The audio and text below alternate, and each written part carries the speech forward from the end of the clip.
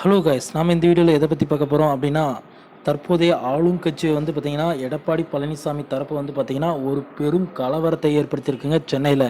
அதை பற்றி தாங்க இந்த வீடியோவில் நம்ம முழுமையாக பார்க்க போகிறோம். நீங்கள் நம்ம சேனலுக்கு புதியவர் அப்படின்னா நம்ம சேனலை சப்ஸ்கிரைப் பண்ணி பக்கத்துலேயே ஆல்னு ஒரு பட்டன் இருக்கும், அதையும் கிளிக் பண்ணி வச்சுக்கோங்க. அப்போ தான் நான் போடக்கூடிய ஒவ்வொரு வீடியோவும் வந்து பார்த்திங்கன்னா உங்கள் மொபைலுக்கு நோட்டிஃபிகேஷனாக வருங்க. வாங்க வீடியோக்குள்ளே போகலாம். தற்போதைய ஆளுங்கட்சியாக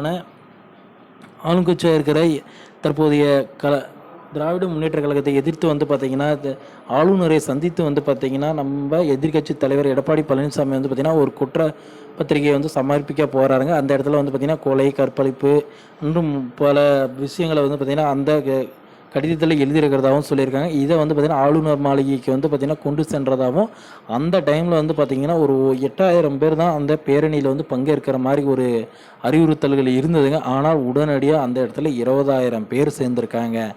எப்படி சேர்ந்தாங்க அப்படின்னா, அதிமுகவின் உண்மையான விசுவாசிகள் வந்து பார்த்திங்கன்னா திமுகவின் அந்த அரசை கண்டித்து வந்து பார்த்திங்கன்னா இந்த போராட்டத்தில் இறங்கியிருக்காங்க. இதை பார்த்து ஆளுங்கட்சியே மிரண்டு போயிருக்காங்க. இதனால் வந்து பார்த்திங்கன்னா சாலை போக்குவரத்து ரொம்ப பாதிக்கப்பட்டிருக்கு. அதுக்கப்புறம் வந்து பார்த்திங்கன்னா ஓபிஎஸ் தரப்பினர் கடும் அதிர்ச்சி அடைந்துள்ளனர்.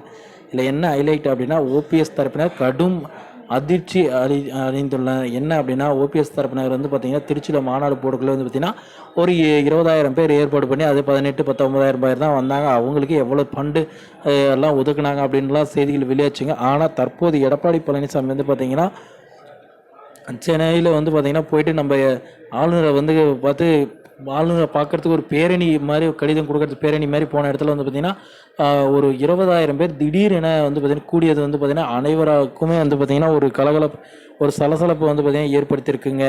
போக்குவரத்துக்கும் ரொம்ப நெரிசல் ஏற்பட்டிருக்குங்க.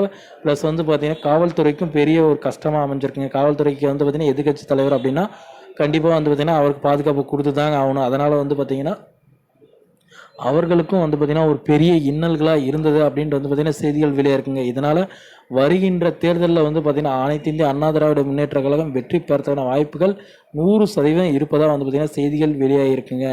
ஓகே ஃப்ரெண்ட்ஸ், வீடியோ உங்களுக்கு பிடிச்சிருந்தது அப்படின்னா நம்ம சேனலை சப்ஸ்கிரைப் பண்ணி பக்கத்துலேயே ஆல்னு ஒரு பட்டன் இருக்கும், அதையும் கிளிக் பண்ணி வச்சுக்கோங்க. அப்போ தான் நான் போடக்கூடிய ஒவ்வொரு வீடியோவும் உங்கள் மொபைலுக்கு நோட்டிஃபிகேஷனாக வரும். ஃப்ரெண்ட்ஸ், மறக்காமல் சேனலை சப்ஸ்கிரைப் பண்ணி வச்சுக்கோங்க. தேங்க்யூ.